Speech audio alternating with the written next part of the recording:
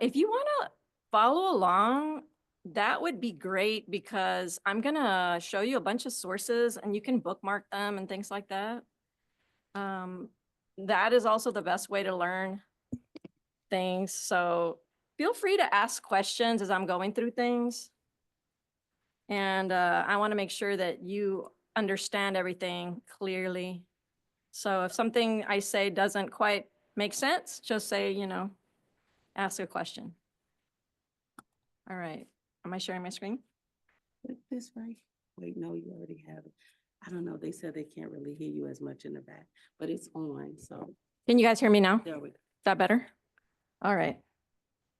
All right. So I'm going to go to Lexis Plus. And the first thing I'm going to talk about is just sort of, you're going to get a lot of different assignments. And depending on where you go, whether it's, family law, criminal law, if you're going to be working at the Harris County DAs, or if you're going to be working for a judge in some way, there's so many different sources that you can possibly need, right? So what I'm going to do today is cover a little bit about where everything is. It's like if you're wondering, like, where is this? They're asking me to find, cases on the Fifth Amendment or things like that nature. I want to make sure you know how to use the tools. Okay, so I'm going to use a couple of examples. First, I'm going to start by just talking about exploring. Oftentimes, when you are given an assignment, you know how when you guys, how many are you all like second semester 1Ls, 2Ls, 3Ls, everybody? Second semester 1Ls. It's been a long time, but do you remember back in the fall when I said, always start with a good secondary source, right? Because it's going to help explain the law to you. A lot of times you don't know what a good secondary source is for a specific area of law. So I want to show you where you can explore that. So the first thing we're going to do is start looking at, I'm just going to select state for now under explore. Or better yet, let's start with just content overall. Here's content. So these are all different tabs for different things, right? Content by state, by practice area, by topic, etc. I want to start off with content because a lot of times you just don't know where something is. Like if it involves a constitutional law, an article of the Constitution, or some kind of statute or something, just knowing where those things are really helps.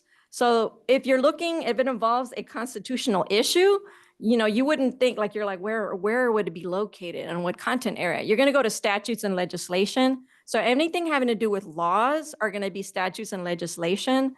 And you can see that you have content types, codes, bills, all of that. And somewhere in here, you're going to see things like constitutions. Do y'all see that little tab? So if you want to know what something contains, you can always click the I, because that kind of gives you a little preview of, what it contains and how the last time it was updated, et cetera. So these are the constitutions. So the likelihood, unless you're going to be working for a federal judge or going into some kind of, practice that deals with federal law, you won't necessarily deal with constitutional issues, but I'm going to show you where some of those things are.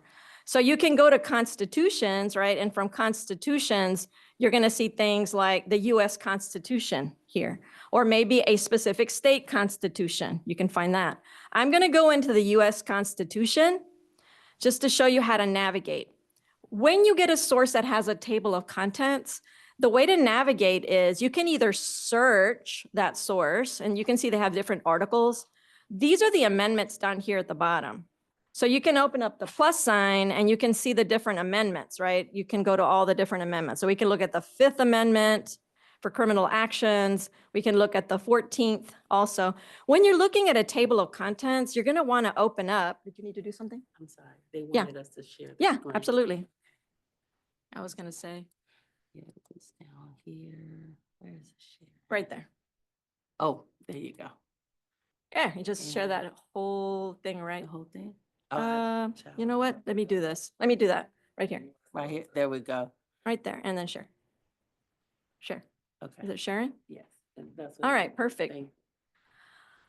All right, so we're looking at this. And it doesn't matter what source it is. If it has a table of contents, the way to navigate it is you can open it up if you want to kind of view what's within the different titles. As you can see, we have the different amendments, right? The plus signs will open up more. So if you wanted to get to the Fifth Amendment, we would open that up and go to the blue link. So anytime you see a blue link, it's going to take you to that source. You can also search. So if you're in the Constitution, you can see lots of different articles, right? We're actually searching much more than the amendments. So if I were to run a search up here and just run some words, it's going to search all these different articles of the U.S. Code Service. So what you're going to want to do then is check amendments or a specific amendment, and you can search with terms within that particular source. Keep in mind, when you say all documents, it's actually searching every single page. And oftentimes that can be overwhelming. So if you just want to search the table of contents for specific words, like it's a long table of contents and you're looking for something specific like Fifth Amendment or something, you can search the table of contents and that'll open up just those headings. Does that make sense? I personally like to open up plus signs because for me, I can quickly open it up and get directly to whatever amendment I'm looking for. So if I'm looking at the Fifth Amendment on criminal actions, once you see that blue link, just click on it. It's going to take you directly there.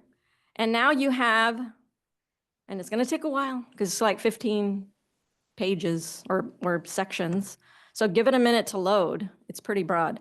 And the same thing goes for any statute. So if you get like a USC, 18 USC 1030 or something like that, some federal statute, it's going to look like what you see here. The formatting will be the same. So you're going to see this is a Fifth Amendment. There's 13 parts, right?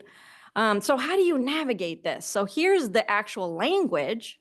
Fifth Amendment, right? No person shall be held to answer for capital or otherwise infamous crime, and it goes on and on. So here's the language of that amendment. But then you have all kinds of things like annotations, etc. If you look over on the left and you see the search terms tab, you can navigate to something called the notes of decisions or note to decisions. When you click on that, it's going to take you to this section. So if I click on it, it doesn't really move very far.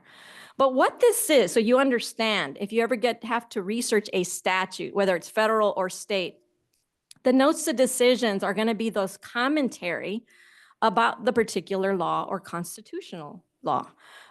These are the editors who are giving you, they kind of break it down by topic so that you can quickly find it. So if you're looking for something like having to do with grand jury investigations or the crime in general, right?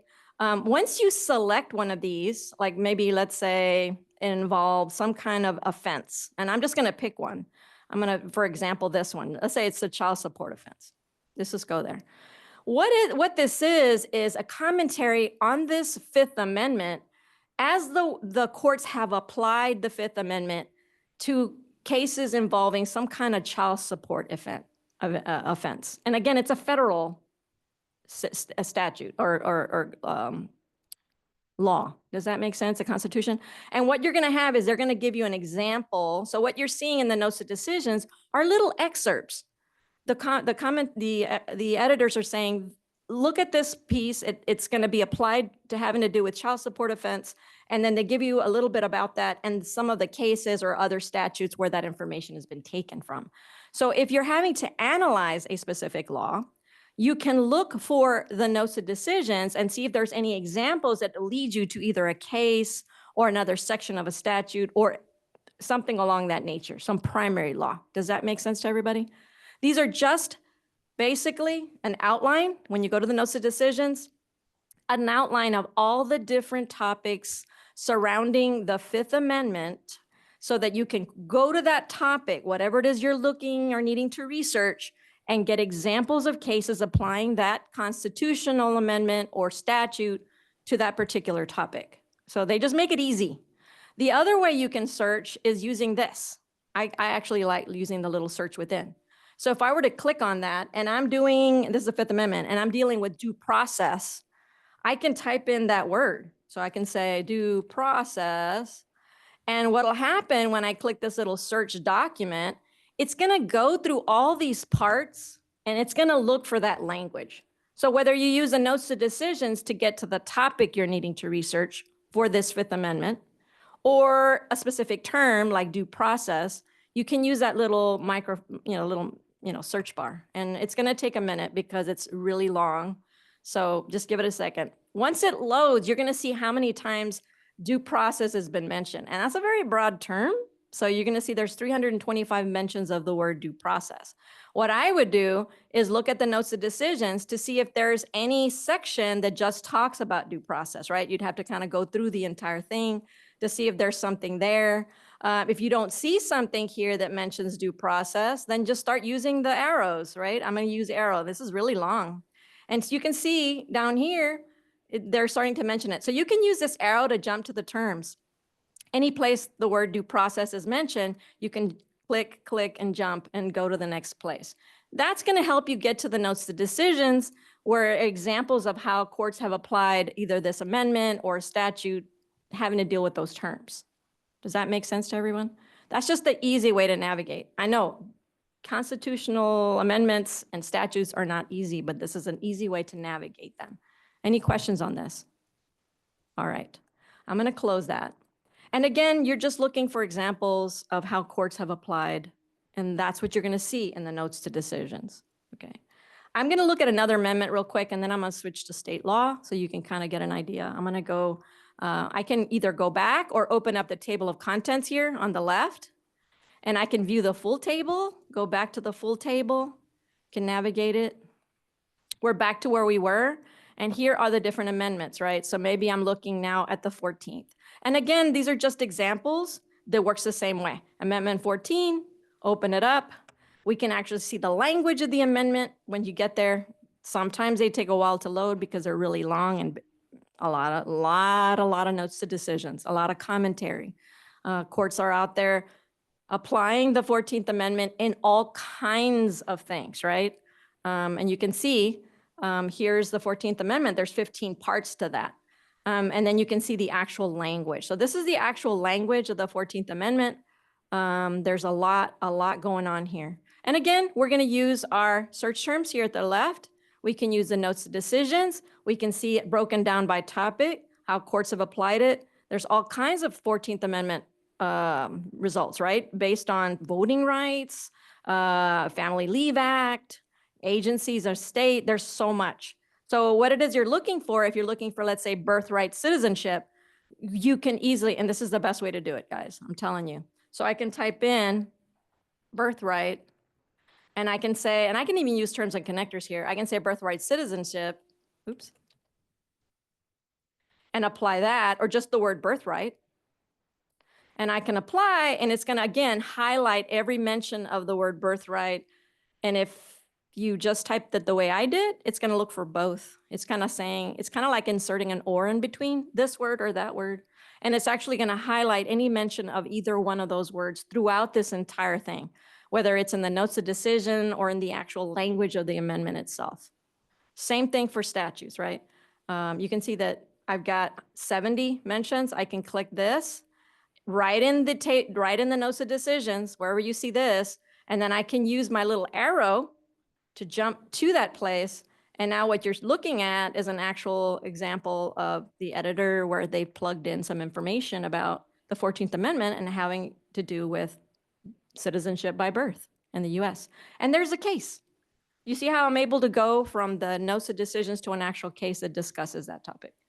Now, I know this is federal, but it works the same way in the state. So if you were to get a statute or a state constitutional amendment, you can search it just like I showed you. Use those little navigation bars. Go to the notes of decisions. Again, this is going to be the topics kind of broken down, right? And then you can go to that section and go straight there. Here's the section on citizenship, persons, citizenship by birth. Click on that, and there it is. Any questions on that? Okay. I'm going to go back to Lexis Plus AI, the homepage, because we looked at by content, right? We went here and we went to statutes and legislation and we found constitutions. But if you know the document you need, you don't necessarily have to explore it this way. You can type it in right here in the search bar. So you can type in U.S. Constitution or whatever it is you need. Dorsanio Texas Litigation Guide, Texas Criminal Practice Guide. If you know the name of the source, you just type it into the search bar, and the search bar will do this. It'll give you sources. Here's the Constitution. It'll give you documents, so cases where there's a mention, but then also legal phrases. These are searches. I can click on this and run a search just by clicking that little search bar thing, and it'll run a search on that. So if you're struggling coming up with words and how to type something, just start typing terms. So maybe our example would be something like,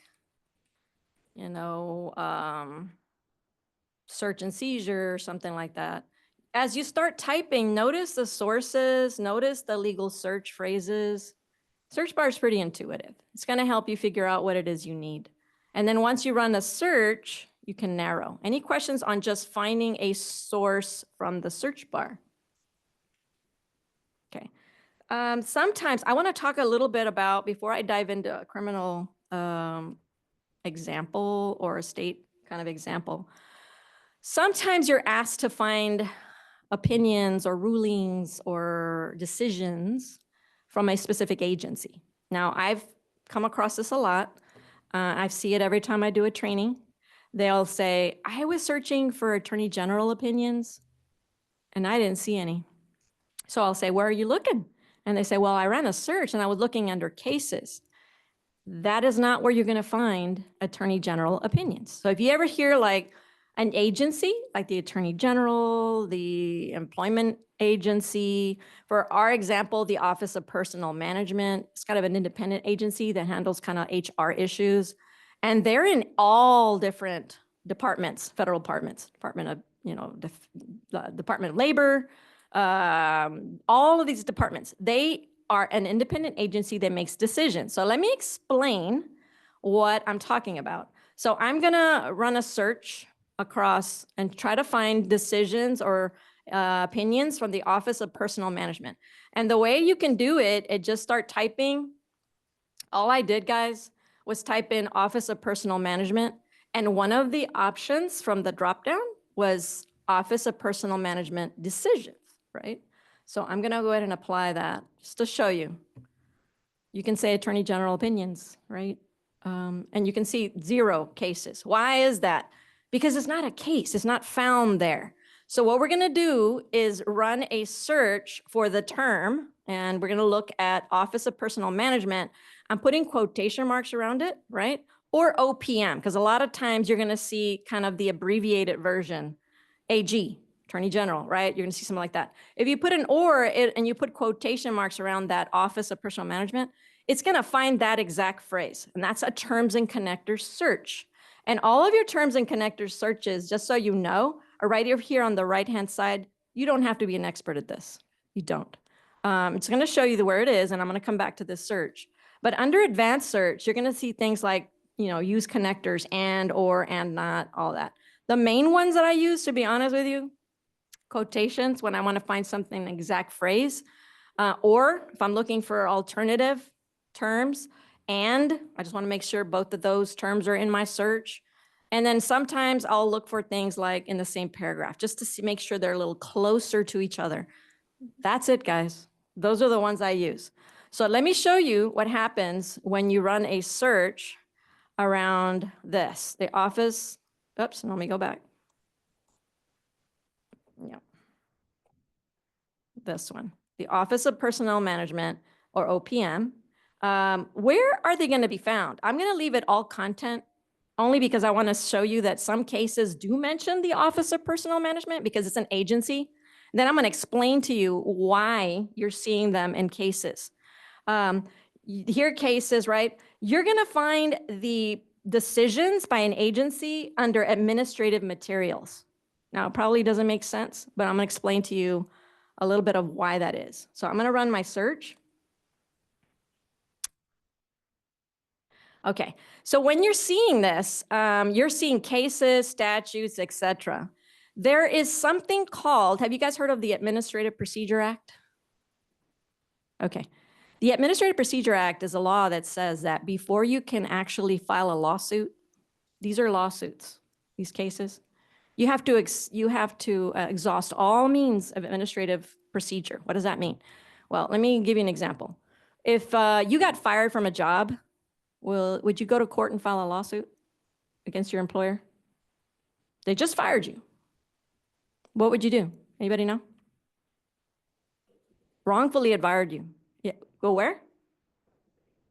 Yes, you would go to the agency, and most likely it'd be the employment agency, right? And you'd be like, hey, I got fired wrongfully. And then they would do an investigation, they would contact the employer, they would have hearings and all that. And some administrative judge would hear your case and then make a ruling. So you have an agency, administrative judge making those decisions. Well, the Office of Personnel Management is an agency.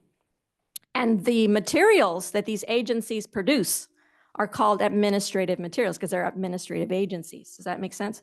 They are in charge of administering, kind of enforcing the laws that Congress has passed, okay? So we're gonna look at administrative materials. And what you're gonna see is the Office of Personnel Management, when we search it, there are a lot of materials, there's a ton. I purposely did a very broad search because I wanna show you when you're here in administrative materials, you're gonna see a tab for agency. And this is where you're gonna open up agency and you're gonna look for the Office of Personnel Management. And you're gonna be like, okay, so where would it be? Okay, there's a lot of them, Department of Labor. Why are you seeing all these? Because the Office of Personnel Management will render lots of decisions and they can be in all these different federal agencies. It's a kind of an independent agency that makes decisions having to do with labor and those kinds of things. There's much more on that, yes.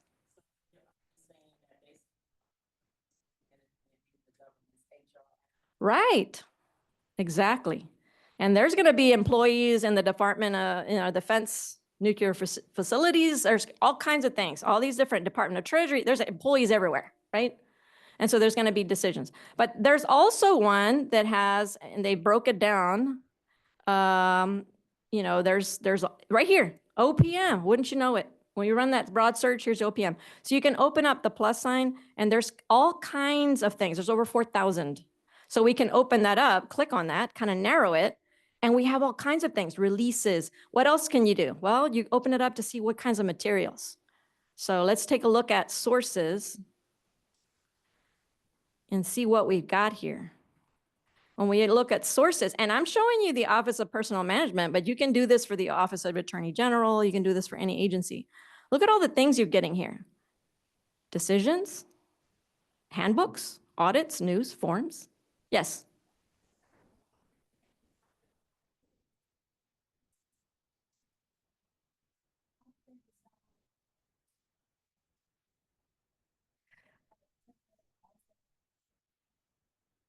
Anything that is generated from an agency is an administrative material. So you're going to see in this tab that we did when we selected administrative materials, anything that agency produces will be there. And that's why when you're looking at the materials, it's important to narrow by agency. Which agency do I need? And then to open up the sources tab, because once you selected that, to see the types of materials that they've generated.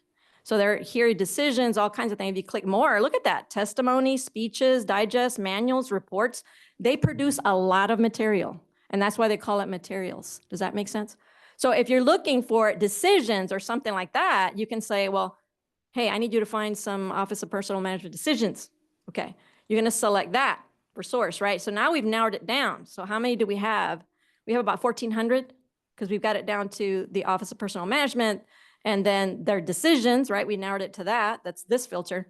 How do you find a decision that's based specifically for your facts?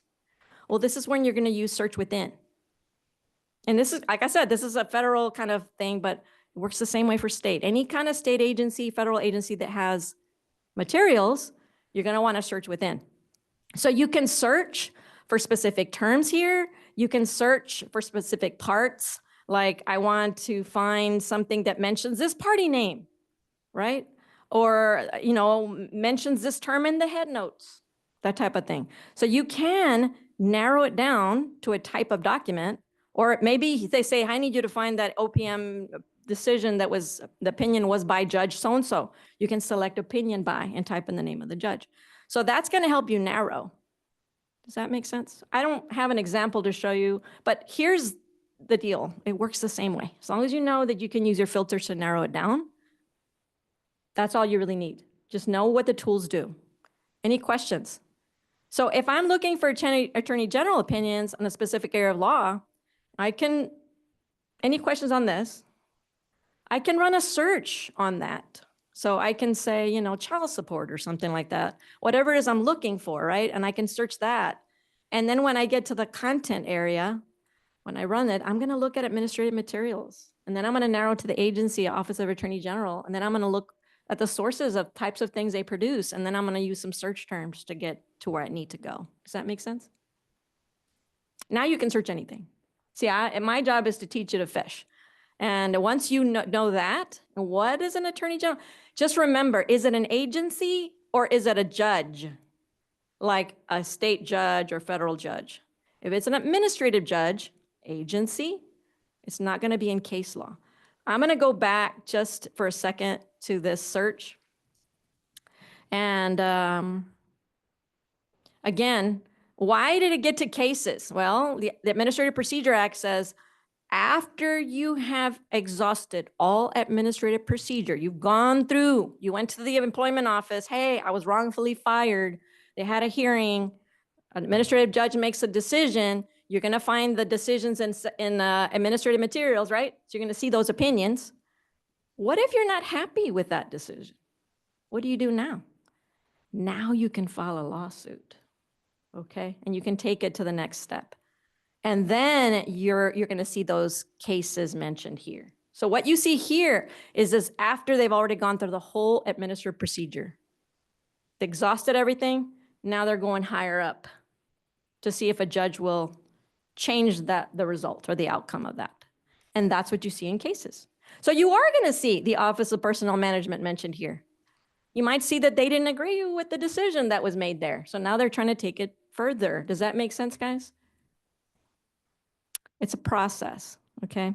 That's how it is. You have to follow the process or procedure. That's why they're teaching you that when you're in law school. Who do you go to, right? Any questions on anything like that?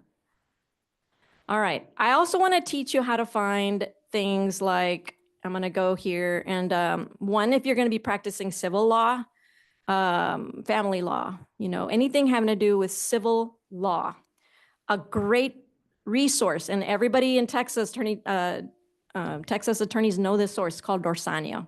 It's Texas Litigation Guide. It's a civil guide. So I'm just going to show you how to find it, and you can save it if you want. You just start typing Dorsanio, and the first thing you're going to see is Texas Litigation Guide. Go ahead and apply that. That's going to take you to the table of contents for Dorsanio, like what the Constitution looked like. Remember I said they kind of look the same? But they cover everything from pretrial practice on down to appellate, down to family, estates, administrative proceedings, all those things. And so if, for example, the family code, you know, divorce, custody, child support, paternity, and just open it up. What is it they're asking you to find? Divorce, the whole chapter on divorce, go there and you can start reading on divorce. They want you to file, you know, they want you to handle a divorce.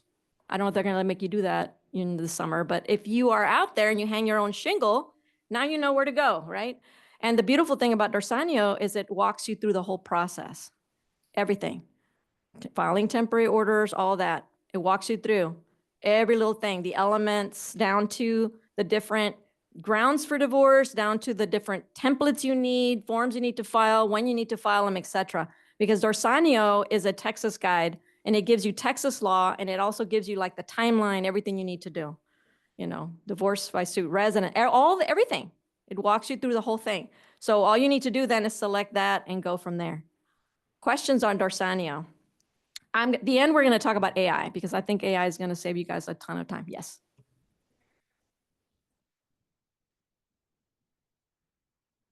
Yes, the Morse federal practice. So we can go to Lexis Plus AI.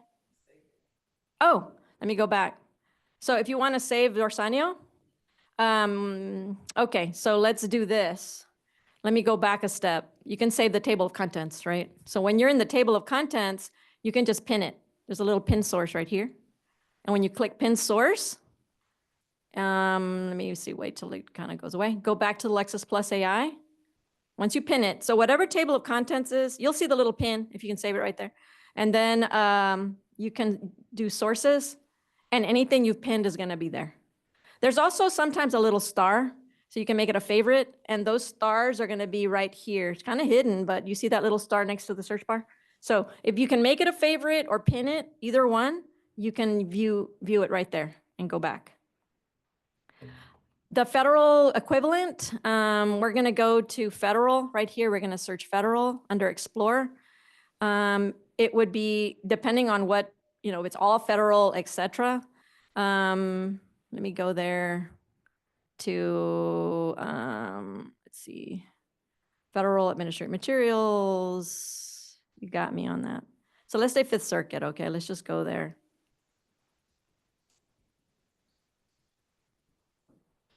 And then you're going to see like cases, statutes, legislation. You're going to see administrative codes, secondary materials, Morse federal practice. Okay. Same thing for their evidence. Weinstein has one, and etc. So Morse federal practice for civil would be federal.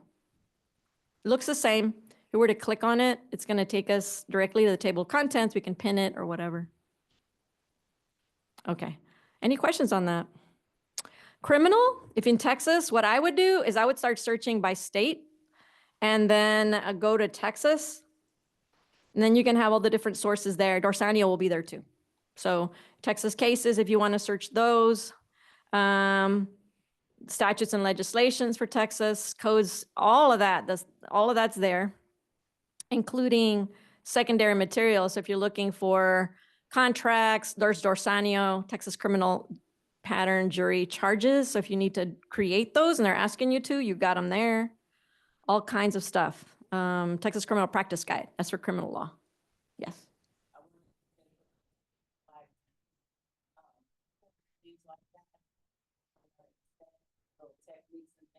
That would be a great place to go. The jury charges, or whatever your fact pattern might be, don't be afraid to use your Lexi stuff since they're walking you through step by step and it's annotated. That would be ways to expand your knowledge base and understand why those things are included in your fact pattern.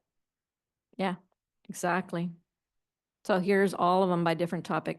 And what I would do is I would either search the table of contents for the specific topic, or just like me, I like to click and open. Yeah. So when you're trying to figure out what all these pieces how they fit together, feel free to do independent study to kind of expand your knowledge. It's right there in Lexi. But that's why we wanted you to know where to find it. Great. Thank you for that. Okay.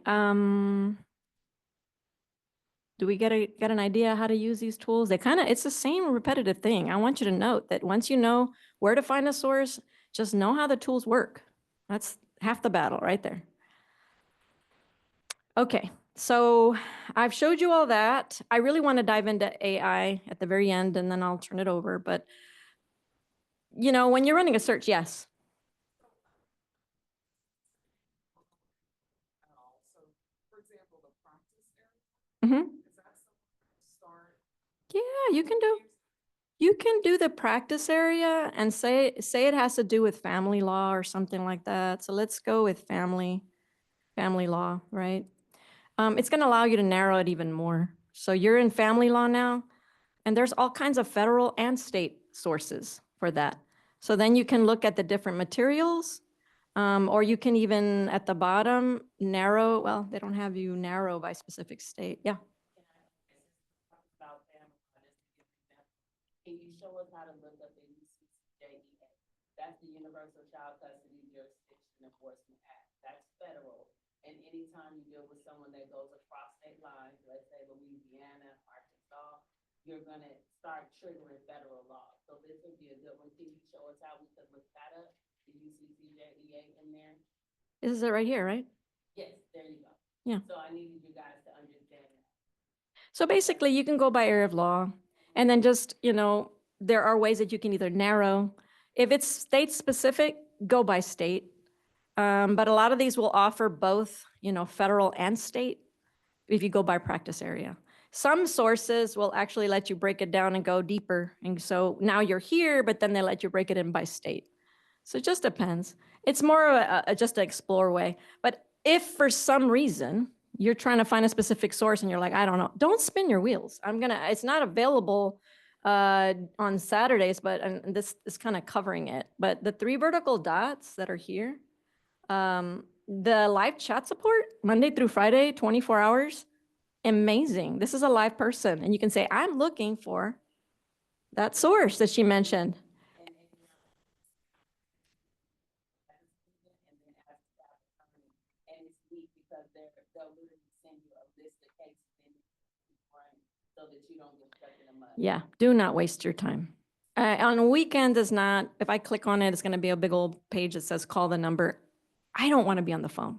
When I'm doing research, I want to chat back and forth, minimize and go back. They'll share links with you. You can even print the chat log. It's amazing. So use that. Here's my advice to you. Just ask whatever you're looking for. You don't have to say, I'm working for blah, blah, blah. They're asking me to find, they don't need that. They just want to know what is it you're looking for. So just say, I need to find child custody cases that involve blah, blah, blah. You only have a limited number of words that you can put in that box anyway. Get to the point, right? And they are quick and they have to be answering really fast. I've sat in on, watched them live do it. It is an attorney, so and it's free. Take advantage of their brain. Sometimes the source is not in Lexis Plus. Sometimes the source is right up here in this search bar. For court link, if you need to search dockets, I need to find these specific court documents on this defendant. You can go to court link, right? You don't have to search Lexis Plus and try to figure out where that case is. There's so many other sources besides Lexis Plus. And by going to the research attorneys on the chat support line, they'll tell you, oh yeah, here it is, and it's on court link. I use them when I get some difficult questions from professors or librarians that I don't know where to find. I'm not gonna waste time. They're the expert. They do this full time, so ask away. Any questions on that?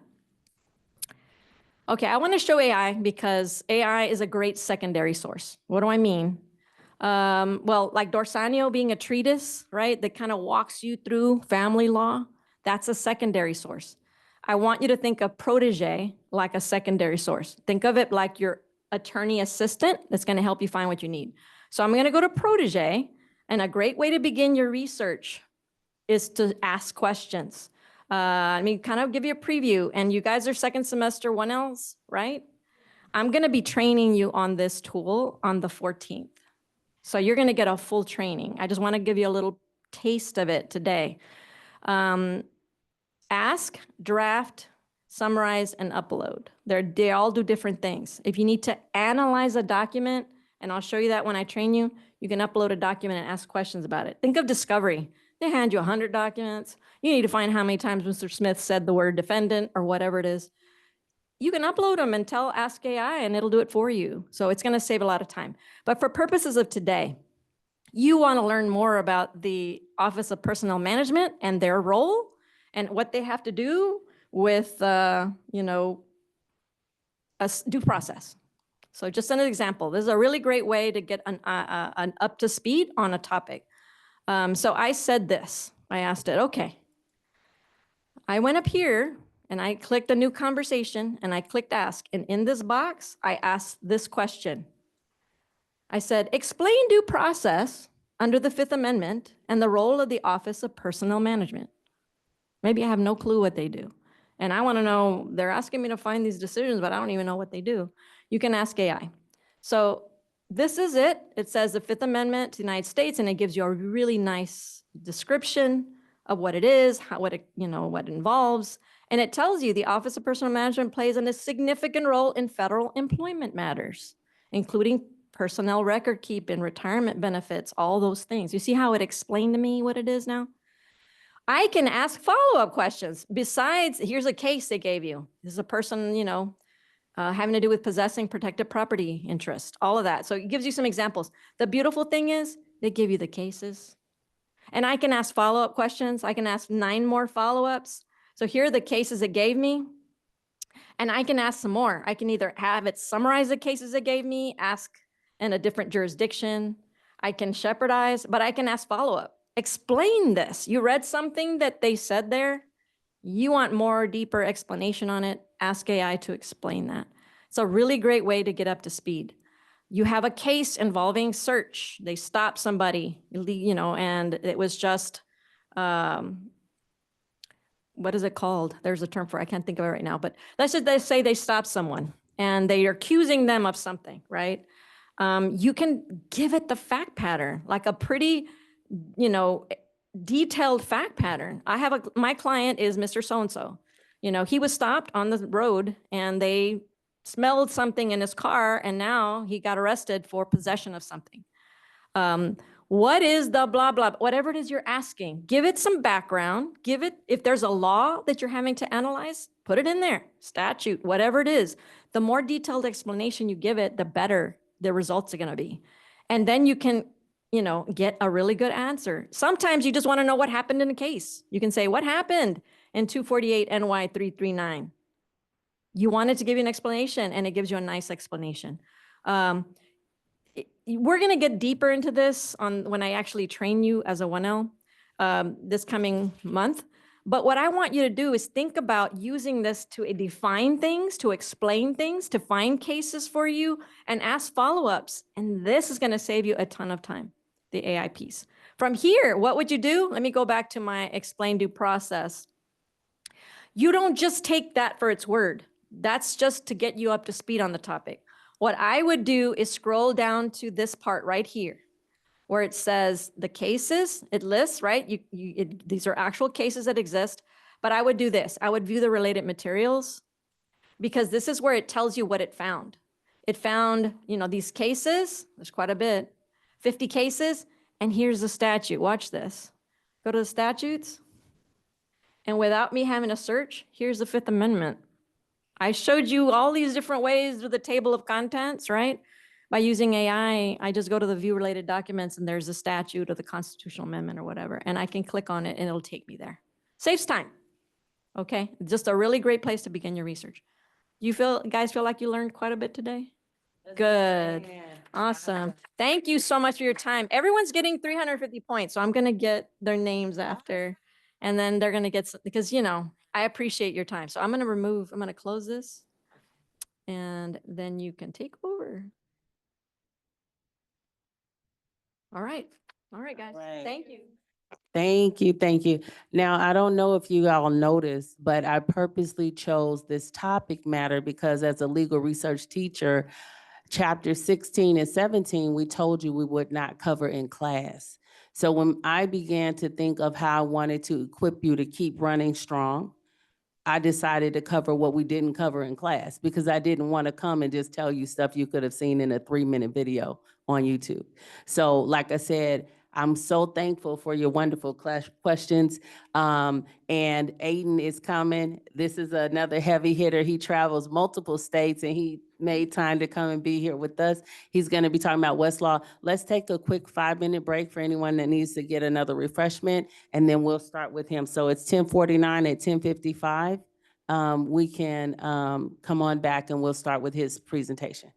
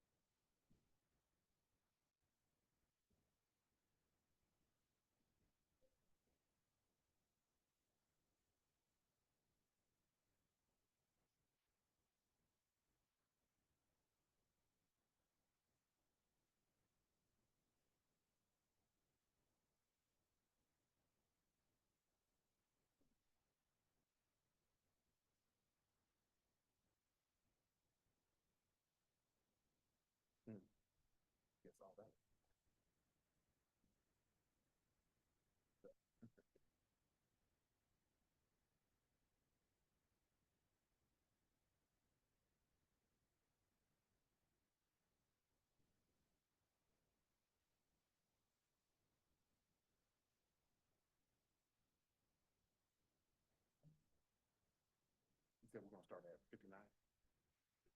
55? No, that's cool. I'm gonna grab one thing of water, then I'll be ready to go.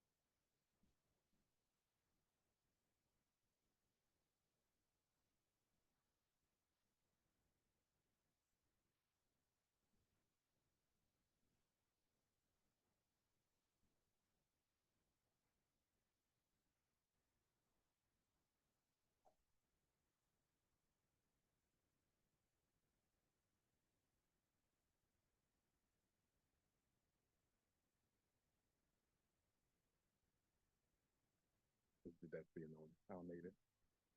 Y'all doing all right today? It's 55, so let's go ahead and get back started if y'all don't mind. I do have a QR code on the screen. If you can scan this for me, that would be greatly appreciated. It's for attendant purposes for my boss.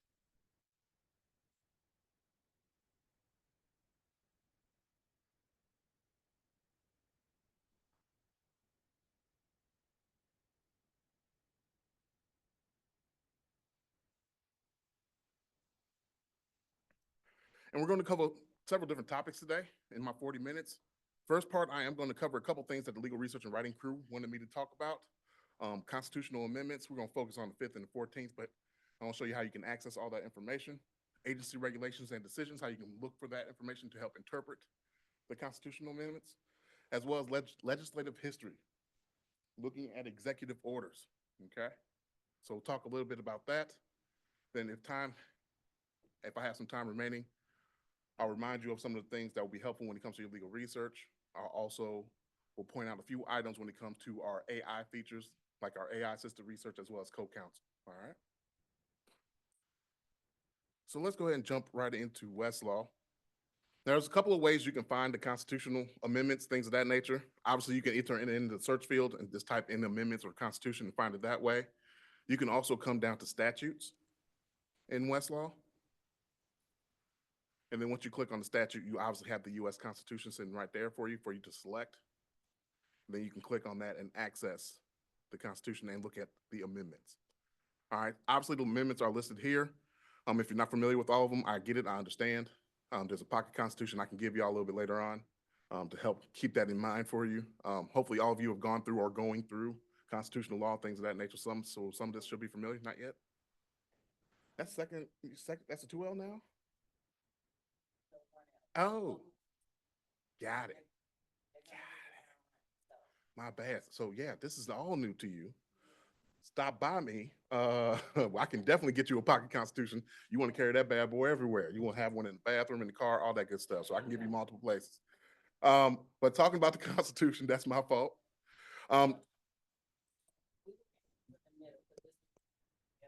Okay. Got it. So, Fifth Amendment, something you're going to learn soon as you go into next year, is going to be an amendment that deals with grand jury, double jeopardy, self-incrimination, due process, and the taking of things from individuals. So we know that the Constitution exists. We know that a lot of our laws are based off of the Constitution and all the amendments that are found within them. One of them is going to be the Fifth Amendment. And a lot of times, and what you're starting to realize now, especially if you pay attention to the news with our current president, he's trying to make some changes to several of these amendments by issuing executive orders. So we can look at some of that a little bit, some of that information a little bit later on too.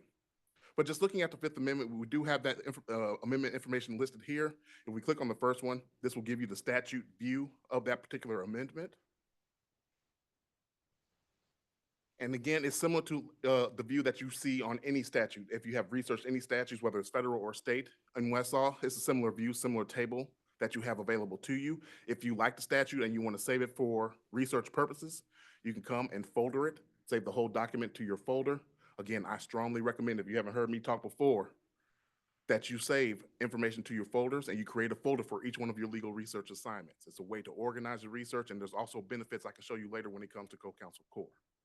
Okay, but saving information to a folder is a great deal of it, a great way to kind of organize your research. And again, if you come across a document, whether it's a statute, case, etc., you can come to this little icon on the right-hand side of the screen, choose the folder you want to save it to, and then save it to that particular folder, and that whole document will be saved to your folder.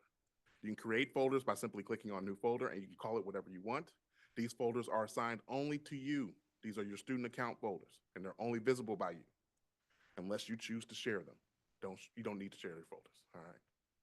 So you can keep track of that information that way. Again, just a way to organize your research.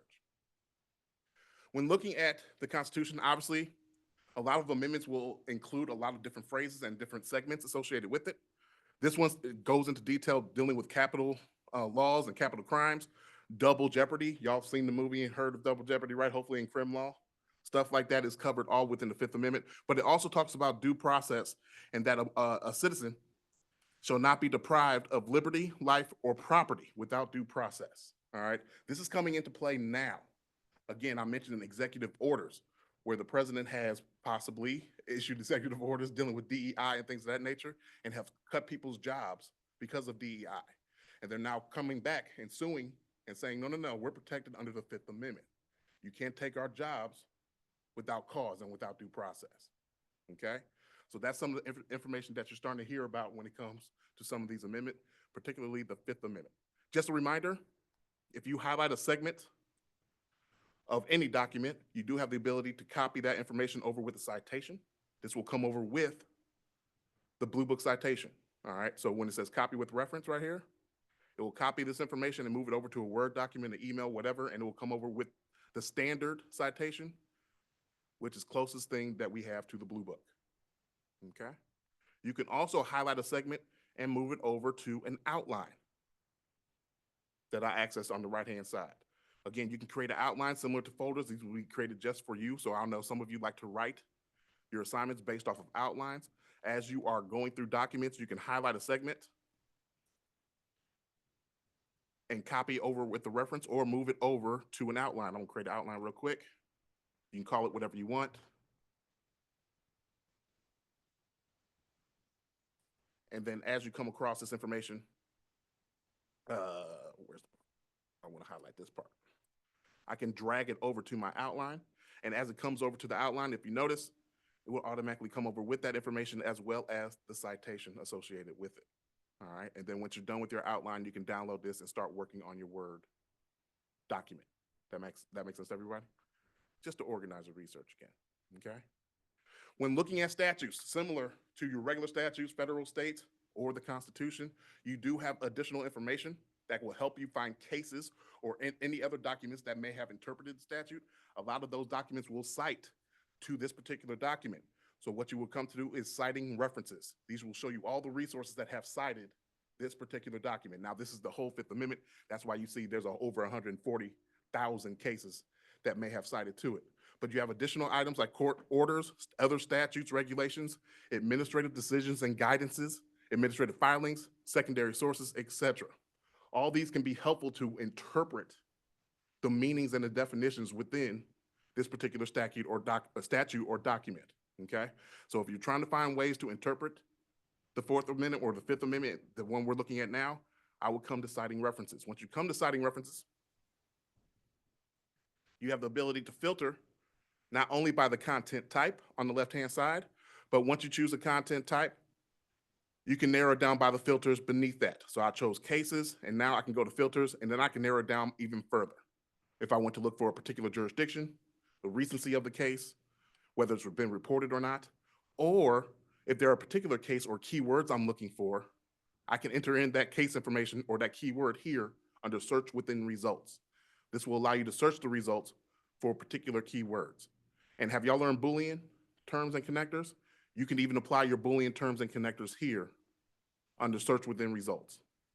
All right, okay, so this is a great way to kind of narrow down your results. And again, you're narrowing down the results of all the cases that have cited to this particular statute.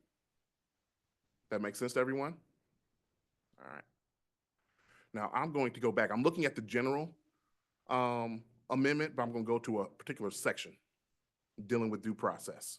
So I'm going to backtrack real quick to show you another way to find cases that have interpreted the statute. And this one I really like because a lot of times you can find cases that go along with your either research assignment or that's relevant to your fact pattern that you're dealing with or question that you're trying to answer.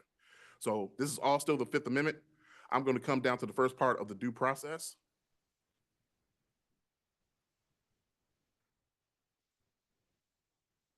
And again, it gives me a statute view dealing with no person shall be deprived of life, liberty, or property without due process. Okay. If I like it, I can save it to my folder. I still have my citing references, but what I want to call to your attention, again, this applies to statutes, whether it's federal, states, or regulations. Notes of decisions. Notes of decisions is where our Westlaw attorney editors have gone through and applied legal topics to that particular statute. And this is a great way to kind of narrow down cases that fit your fact pattern or align with your fact pattern or the question that you're trying to answer. All right, bless you.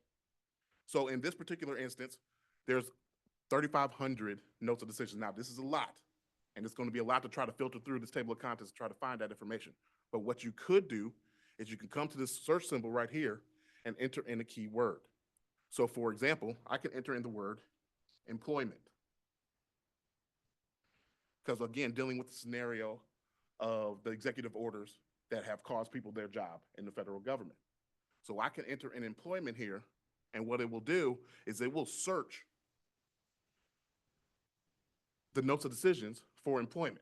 Now, I notice what y'all saying is like, hey, that still says 35,000 or 3,500. But when you click into one,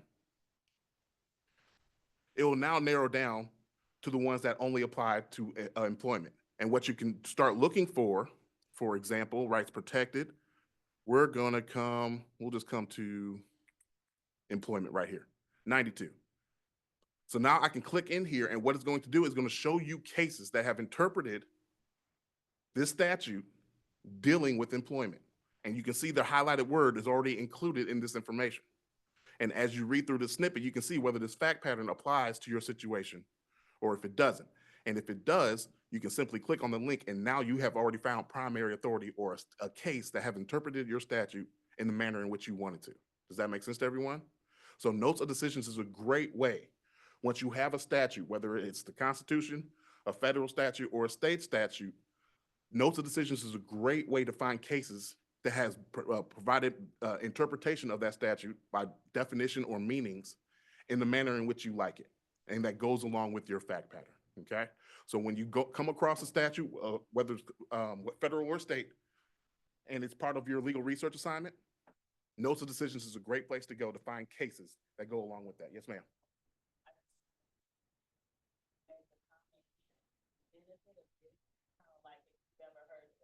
We all heard of Hello Fresh. You're going to be able to open these cases. You're going to be able to see how they navigate the statute. To any of my students, I always say statutes are like handcuffs. They're very restrictive. So it can be very helpful to see how they navigate within those restrictions. So even with your other topic matter, let's say criminal law, very flexible. It depends on how you present it. Property law, a little bit more restrictive. But statute, that's like the ultimate. So I'm so glad that you're pointing this out because you're going to need to see how the experts navigate it. You're just learning this. But as you are part of a legal team, you're the intern, you're the whatever, you're going to need to give them something they can run with, and this will help you do that. Okay. Any questions on notes of decisions? This is a great way to find cases. All right. So let's look at another example before we continue on to, and y'all have looked at cases within Westlaw, correct? Everybody's been in the case view. I don't need to recap some of that. Just real quick. I don't know if I believe all of your nods right now. This is a case view in Westlaw. Again, you do have the ability to look at cases. Focus in on the West Head Note section. Again, this points out the legal topics within that case. So again, if you're trying to go through a case and see whether the case applies to what you're doing, I would check out the West Head Note section first and see if one of these definitions or one of these explanations in the head notes fits what you're looking for. And then once you do find something, you can click on that number. It will take you directly into the case where that information is being mentioned. And then once you're in the case, you can obviously highlight, do whatever you need to do, and move it over to your outline. It will automatically come over with the citation, okay? Another thing to point out when it comes to cases, a lot of times you want to find additional cases that are similar in terms of fact pattern. There's a couple ways to do that. You could always go to citing resources. This will, again, citing resources has the same definition on every document. These are resources or references that have cited to this particular case. But I'd like to focus in on this little button right here, especially if you like a head note. This button says 2 cases that cite to this head note. It doesn't really cite to the head note, but that means they have the head note in common with each other. If you click on this, it will take you to a shortcut into citing references and only show you the 2 cases that have the same head note in common, okay? Another thing to point out to you, this is exclusive to Westlaw, is the key number system. We have a key number system where we assign key numbers to all legal topics. This is over a century old, okay? So as you start going through certain cases and you going through certain head notes and you find key numbers that you like, or maybe the key number or sub numbers, pay attention to these sub numbers because these get real detailed. This is a great way to find additional cases that have that same key number associated with it. So if I was dealing with something with matters of consideration, also dealing with federal civil procedure, I can click on this number right here, and it will show me a list of all those cases that have that number associated with it. This is a great way to expand your case search if you need to find additional cases that are similar to the one that you found. Key numbers are great, especially if you're dealing with a state-specific situation, because the key number is associated with the legal topic. Sometimes we'll be so focused on Texas and we need to find additional cases and we need to look outside of our jurisdiction. Key numbers is a great way to do that because it's focused on the topic and not the state statute or the state jurisdiction. So you will be able to find other states that might have a similar statute or similar rulings or similar laws. Does that make sense to everyone? So key number is a great way to find additional information. Don't memorize the key numbers. Lord Jesus, don't try to memorize the key numbers. But once you find a head note and find a case that you like, you may want to pay attention to that key number and see if you can find additional cases. Does that make sense to everyone? Any other questions when it comes to cases? Also, always be mindful, we have our key site flags. I'm sure you've come across some searches where we have our yellow flags, red flags, things of that nature. Do not treat it like your dating life or you're on a dating app. I know some of you are on there. My man's laughing in the back, okay? Just because you come across a red flag doesn't mean you get rid of the document. You need to investigate further and see why that negative treatment is there. A lot of times it will be procedural, where they applied the definitions incorrectly or they applied the law incorrectly. And it could be deemed unconstitutional, it could be deemed a procedural issue, etc. Pay attention to these red flags or these yellow flags. Piggyback off of that, when you're preparing any papers in your 30 years, you have an independent paper for any of you that is law review, it's going to show that you did your due diligence and that you have well-developed arguments when you can address, here's this case, but the case turned on this, not this, hence the rest is valid. It's no different than when you see a contract and they say, if any clause in this contract is invalid, the rest still stands. That's exactly what that is. So that's important. Don't, like you said, don't run from it. Look into it, take a little extra time, show your professors, show your supervisors that you did your research and you're still an asset to the team. Any questions when it comes to case view, looking at flags, finding additional cases? All right. Another thing that the legal research and writing team wanted me to kind of point out or call out is how to look up legislative history.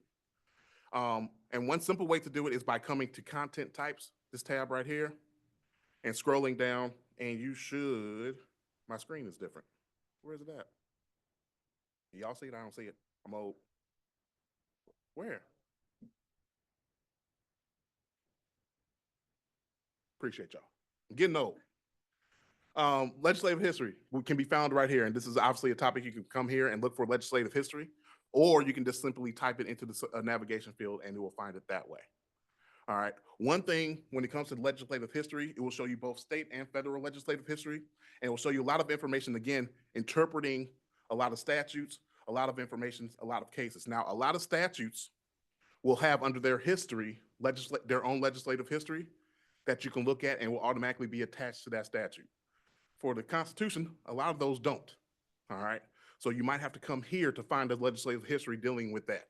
One way to do that is by coming to legislative history and simply searching for the topic or the document or the statute that you're looking for. So in this particular example, I'm going to say the 14th Amendment, because that is also being called into question now by our president due to executive orders and who's considered a citizen and who's not considered a citizen, right?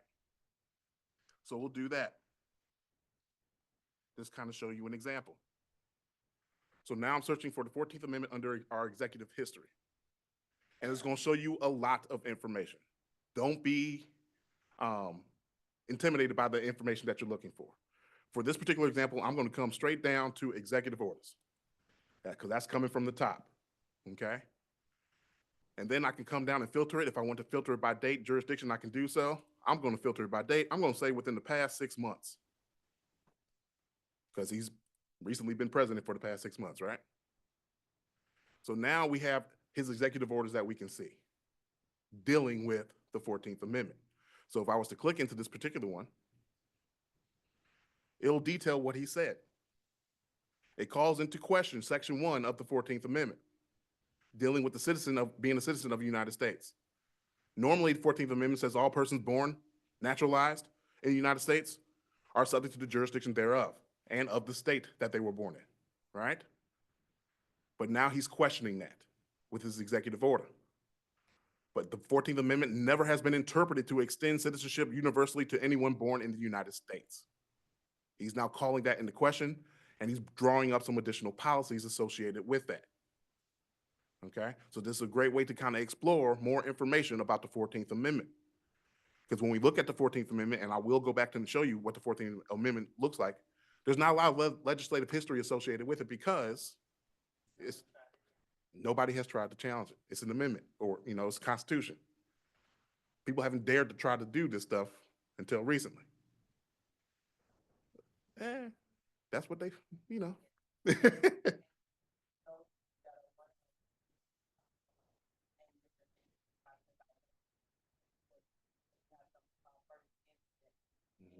time a court has considered, and that's for any court, you know, the first time it's considered, they call it first instance.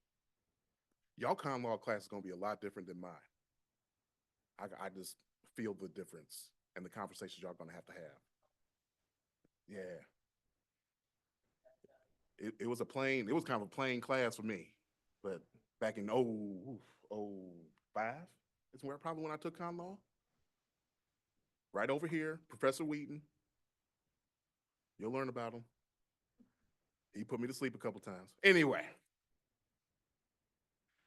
But yet again, legislative history can kind of show up here and can help you interpret some of the new definitions, the new meanings, new interpretations that are happening when it comes to statutes. Also dealing with the 14th Amendment.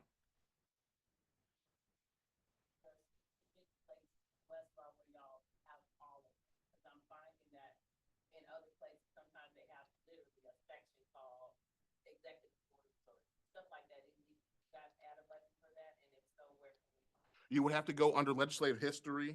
Y'all can see, yes, y'all can see I can't talk and type at the same time, and she making me talk and type. She called me out. Yeah.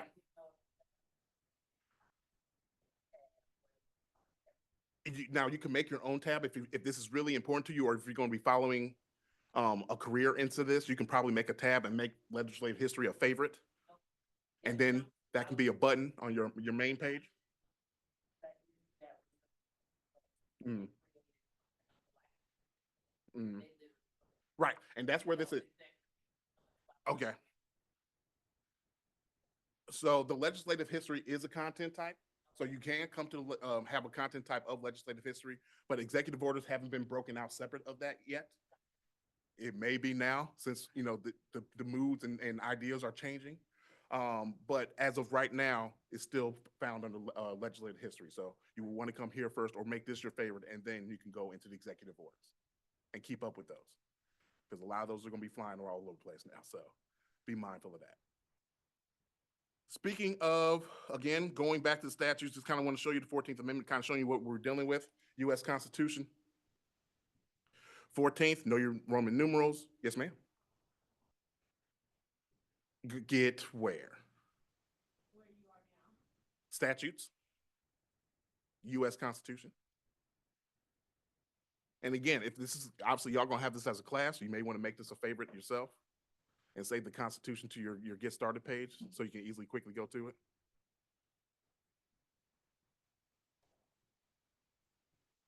All right.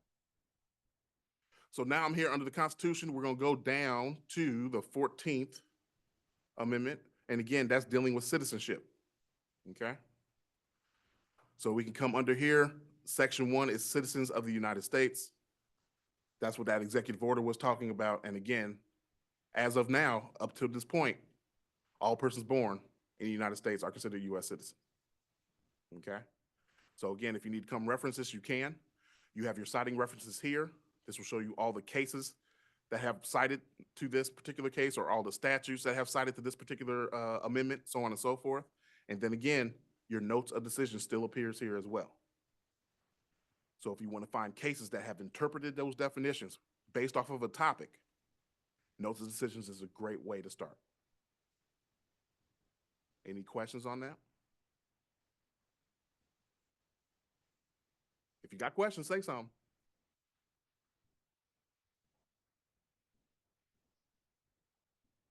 So notes of decisions is curated by our Westlaw attorney editors. So they're legal topics found within that particular statute. And we found it that they're important enough that we need to go ahead and pull them out and call attention to those topics.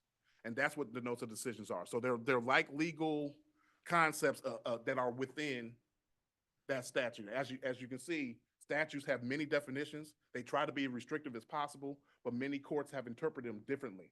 And that's where these definitions and that's where these explanations and these topics appear from, okay? Mm-hmm. Yes. I said this for Adriana. Mhm. So remember, I said, always keep an eye out for any extra things you're seeing. This makes it easy. So that when you go back and you research that one question they asked, because you did such good research and you look through exactly what he's showing you, you can let them know, hey, I found these other ancillary or derivative topics and things like that. That's exactly what you're playing. Okay. So let's kind of tie all this together real quick. And again, while tying up all this together, I am going to go ahead and show you AI assisted research. How many of you played around with AI assisted research so far? Not too many? Okay, just a little bit. Well, it's okay if I continue? Okay. So one of the questions that could arise from this particular situation is a recent one based off of our history and based off of recent news. Is a person residing in the United States on an expired H-1B visa protected by the 14th Amendment, according to the recent executive order? So this is all I'm asking. I'm gonna leave it on all federal. I'm gonna leave it as general as possible, but this is the question I'm gonna trigger our AI to search, okay? I'm also gonna trigger another one, just because I'm trying to save some time. Are employees who have been terminated under the reduction in force due to the recent executive orders pertaining to DEI, are they protected by the Fifth Amendment? Remember, Fifth Amendment talking about due process. Citizens are owed life, liberty, right? So I'm gonna run that search as well. So I got multiple tabs open. They're both running in the AI assisted research. The benefit of running searches within AI is because you're in guardrails of Westlaw. If you ran this search in ChatGPT, it's going global, it's going worldwide. It's gonna try to find an answer anywhere and everywhere. With this, it's gonna find an answer within Westlaw. And when it provides an answer, it's gonna provide you with the links to the authorities that it has within Westlaw. So it's gonna find those cases within Westlaw, the statutes within Westlaw, so on and so forth. So you know you have the comfort level and the trust that is not making stuff up on you, okay?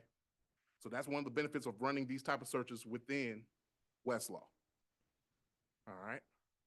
It does take a little bit of time because it's going through a lot of information. And again, it's trying to verify that information as well. But I do have a response on the first one, dealing with the 14th Amendment. And it gives a detailed answer. A person is protected technically on an expired H-1B by the 14th Amendment, and it gives cases on why they have interpreted it that way.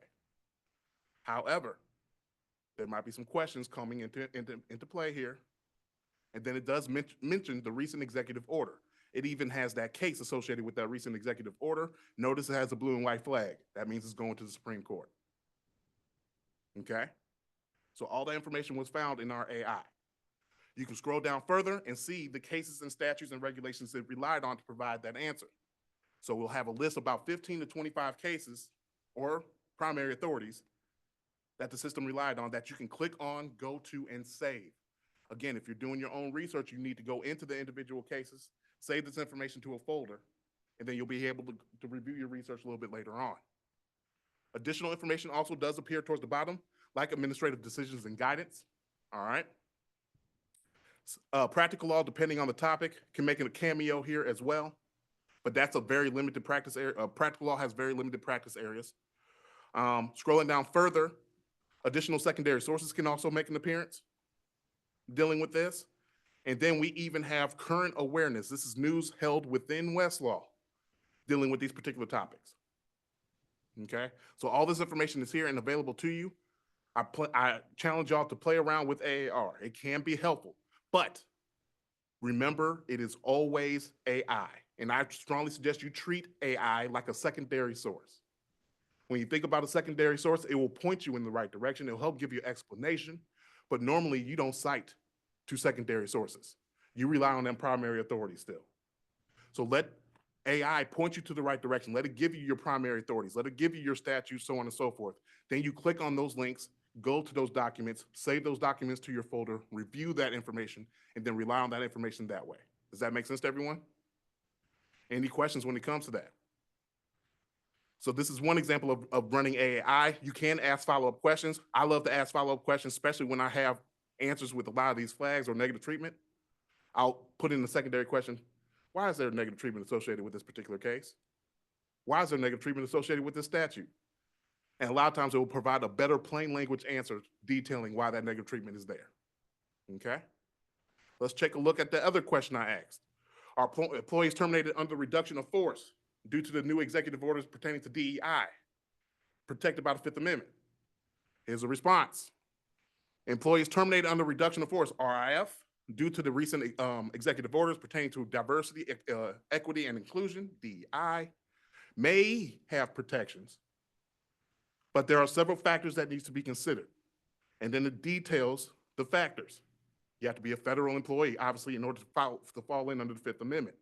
But then it goes to the other details dealing with due process, equal protection, the executive orders, etc. And it does have the recent case dealing with President Trump. And it already has negative treatment associated with it. It's already being cautious. Stuff that you want to look into and verify and see if it applies to your situation. And then, again, like all of your research, you do have the list of your primary authorities, your secondary sources, news articles, further on down. But that's our AAI. Any questions on how to use this? How much time do I got? 5 minutes. All right, real quick. I'm gonna show y'all something. Co-counsel. How many of you have played around in co-counsel? Just you? All right, over there too? Okay, good. Co-counsel. Sir, I am glad you asked, my man. Co-counsel is a suite of products that we have available within Westlaw. So not only did we release AAI or AAR on the main homepage, but we also gave you access to Co-Counsel Core, which is a suite of products. You can do everything from creating your own database. You can upload documents. You can have it review those documents, summarize those documents, compare those documents. You can also do basic non-legal drafting. And when I say non-legal, don't think you can draft your legal assignments in co-counsel. It won't work. I tried to force it. It won't do it. But you can draft certain things like basic memos and give you a starting point. You can draft correspondence. You can draft questions, okay? One of the benefits of co-counsel, and you have to be creative with co-counsel. When the reason I say you have to be creative is co-counsel is obviously being targeted as a legal AI legal assistant. And obviously as law students, you may not need a legal assistant right now, but you can utilize these features on a day-to-day basis. Some of you have classes, right?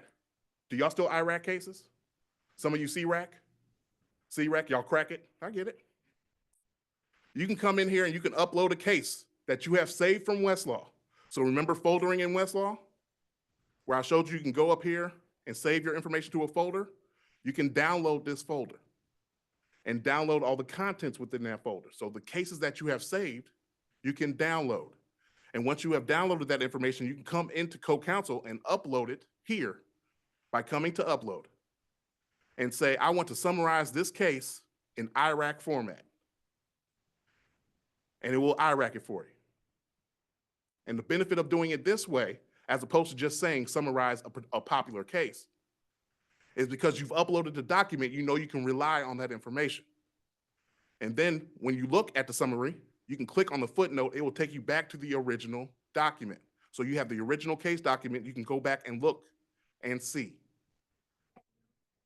Those of you who are at one else, who's the one else? You have a paper.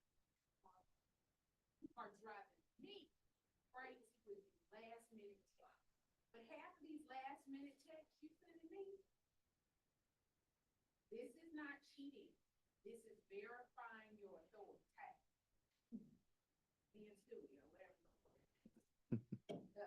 You are verifying your authority. So you have cases that you're using for your writing assignment one. You have decided whether you're cracking or packing. You want to verify whether you're pulling out the truth where you've written it. You can verify using co-counsel because you read the cases. It's about doing the homework, but checking your work is smart, not cheating. Because if you worry about co-counsel, guess what? I'm about to show you co-counsel success. Don't put your paper in place right, but you can check your knowledge of the case and how you summarize by verifying. Amen. So then that goes back to what I've been saying. See, your teachers want to know that you did what you did. And these tools allow you to do that. So that's just one summary. Yes, ma'am. Uh-huh.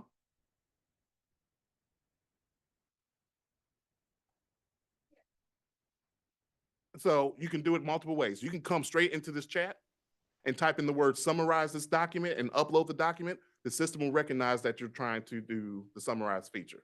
Now, if you want to go the other way, you can start a new chat and then you can click on summarize. And that will give you the ability to upload a document and then summarize it. And it doesn't just have to be legal. You can summarize your class notes. What do I mean by class notes? You can actually upload the notes you have taken all semester.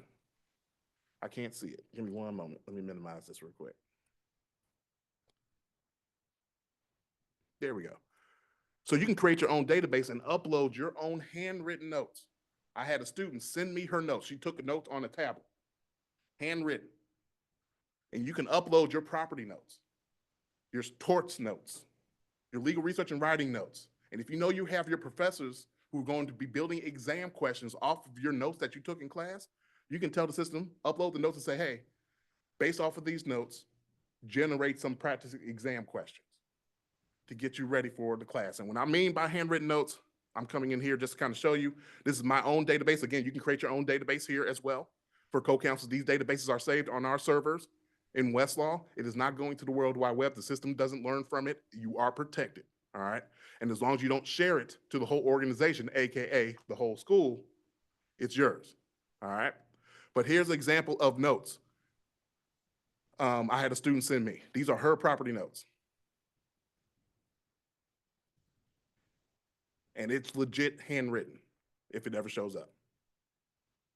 And the system is able to read this information and summarize this information. If I wanted to summarize, give me a summary of all my semester notes or my notes of first year property, it will summarize everything that was mentioned in these notes. Can you tell me all the cases we discussed in property based off of my notes? It will find all the cases that she wrote down and call those cases out. Okay, everybody see that? There's a couple other things you can also do in co-counsel, going back to my prepared folder. Sorry, I'm not doing some of this live. I'm just trying to save some time. Again, you also have the ability to IRAC. You also have the ability to compare. So we have a compare feature where you can upload a series of documents, maybe cases, from your legal research folder and compare them. So in this particular example, I have 5 cases that I'm dealing with FMLA leave. Can an employee take leave to care for their ill grandmother? All right, so I typed in, please compare the following cases in chart format detailing the definition of leave, in loco parentis, and whether the leave was granted throughout these 5 cases. And what it did is it provided a chart that I'm going to pull out in Excel, and it detailed each case and then each topic I wanted to detail. So it provided the definition of leave for each case, as you can see. Scrolling down further, if in loco parentis existed in that particular case, it shows up here. And if it didn't exist, it says no relevant language was found. Then it detailed whether the leave was granted and why it was granted from each case. So after you've conducted your research, you found a series of cases. I know a lot of students, I struggled with this when I was a student. I would get all this research, I would have all these files, I would have all these documents. Who and what should I be pulling from? One way to do that is to quickly put it in here, let it analyze the information and say, okay, these cases talk about loco parentis, these cases talk about taking care of an ill relative. These are the situations where the leave was granted. It kind of helps quickly get you to the cases that you need to pay attention to, that you want to focus in on. And now you can deep dive. Again, footnotes will be applied to this, where you can go back to the original documents and pull the actual information you're looking for and then cite it correctly. Does that make sense to everyone? So that is the compare feature. Yes, ma'am. Mm-hmm.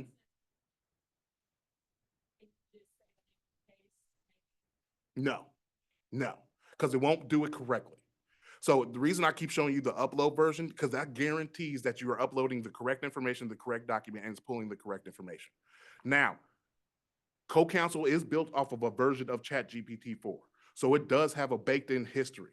So I can ask it a generic information like a jerk chicken recipe. It'll draft a jerk chicken recipe. It's not spicy enough, but it's still good.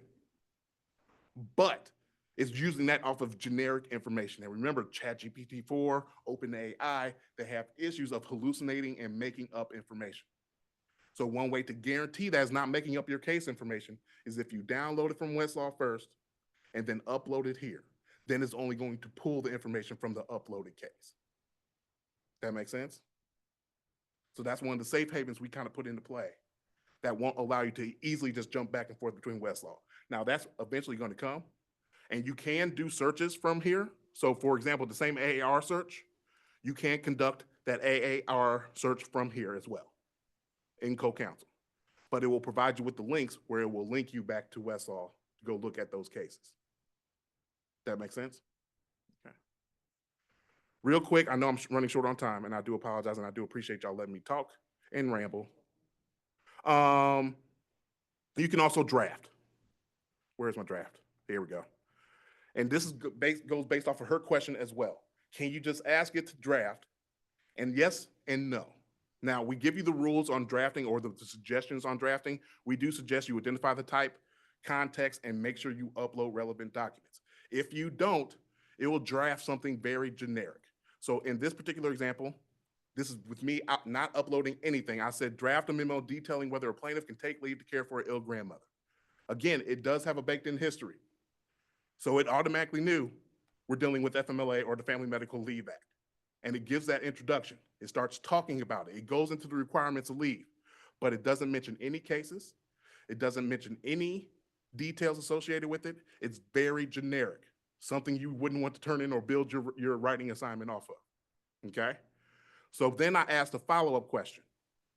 I said, okay, please include the following case resources. And then I uploaded 5 cases and the statute itself, and then redraft it. Now it's able to mention that case information. It's able to mention that statute information. It has the footnotes associated with it. So if you need to go back and verify it, you can click on that footnote and go back to the original case document and see where it came from. And then it's able to mention cases. So I have a case mentioned here, case mentioned here, case mentioned here, as well as here. Again, notice this is not assignment worthy information. What is missing from this that's easily to spot? Yes. Say it again. Citations. Notice there's no Blue Book citations anywhere in there. And I've even tried to force to say, make sure to enter in Blue Book citations. Doesn't do it. All right. So don't try to finagle the system. Use it as a starting point. But yes, this can be downloaded and moved over from a Word document, moved over to a Word document, and you can continue to add your own words and make your own citations. Make it yours. All right.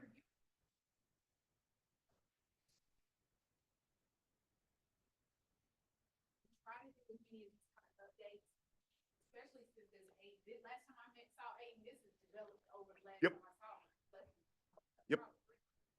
So the point is, to write a 20-page paper, baby, that takes time, work, effort, and energy. This is something that can help you get started. With writing, I tell students all the time, it's only helps professors write papers and books. I remind them, just start. You know, it's like when you start eating, you didn't think you were hungry, you start eating, and you're like, oh, I ate the whole plate. It's the same thing with writing. You can't get right songs. Then you start developing a working document. But remember, you need side documents to support the working document. This helps you get that start. This helps you get the ideas flowing, and then before you know, you'll be at 20 pages. You have to do this kind of preliminary pre-writing. I talk to my class about pre-writing all the time. The pre-writing gets you to the writing stage without having to go back to the pre-writing. Meaning you want to research once, follow up research. Yep. In addition to, but this helps you, one, keep track of where you've been, two, get ideas of where you should go, and three, help you keep track of where your documentation from whence it came was. All of those are three necessary tools to have when you're writing a 10 to 20 page research related document. So remember, this is not just for this. Yeah, you got paper due Sunday, but you got a paper due next year where it's half your whole grade for that class. And these are tools that will help you keep track, develop, and increase your future research. Thank you for that. And real quick, before we finish, I just want to let you know, some of you will be having some summer jobs, hopefully this summer, and you'll be getting some experience, whether it's in the court, firm, corporation, whatever. Most likely, you're going to come encounter Westall on the job. Number one, make sure they give you a actual account and don't use your student account there. If you use your student account too much, you're going to get an email from me saying, what are you doing? You downloaded 10,000 pages worth of work. We need to stop this. I need you to go ahead and delete that and see if you can get back on the student, on your work account. Your student accounts will be open over summer. They won't be interrupted by any means. So for personal reasons, school reasons, clerkships, anything like that, use your student account. But again, firms, stuff like that, they should be able to give you your own. Secondly, when you are working, time is money. Don't sit around too long struggling trying to get past a research block. You have resources that are available to you, either colleagues, seniors, etc. At the bottom of any Westall page, there is a link for a live chat, telephone number that links to reference attorneys. They will help you get started and put you to the right direction when it comes to legal research. All right, so again, when you in the summer, and I know some of you, because I was this way as well, you'd be sitting there and be like, I don't want to ask no questions. I just want to sit here and try to figure this out on my own, and you're burning time.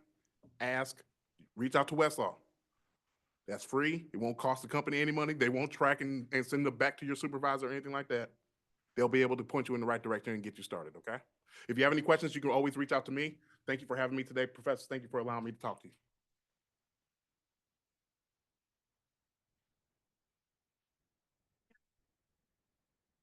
In law, most of us start documents with a form. There is certain legal language that requires every document to be secure. The form helps you get there, but you cannot be put into a document. And two, you cannot start with a form because you'll be structured out. So remember, these Hollywood, Lexington, Westlaw, those are things I do as a faculty research librarian. These research come so quick. I start with help. Then move from the help to further the research. But I start with help. Do the thing. I'm going to turn it over to Monique. If y'all have questions later that are related to me, my students have my cell phone number and the email address for me is right on the law page. Thank you so much, Ace. Awesome, awesome. Let's give them a hand. And then I have a real quick comment before we give you a quick break, and then Professor Collins is going to lead you in a hypo, doing some research. Does anyone in this room know or recognize the name Jack Greenberg or Constance Baker Motley? Yes? Two. Okay. The reason I mention that is because this school is named after Thurgood Marshall, but he had a team of really brilliant lawyers that were in the background. And so I just want to encourage you that it's sessions like this and your experiences as interns, externs, staff attorneys that allow you to be on a winning team like that. So even when your name isn't prominently featured yet, you're honing your skills, you're polishing yourself so you'll be ready for the moment. So I'm so proud of you. I'm so glad that you all were able to attend. Let's just, anyone that needs to go to the restroom or whatever, go quickly and then come back. And then Professor Collins will take it and you guys will do a hypo. Thank you so much.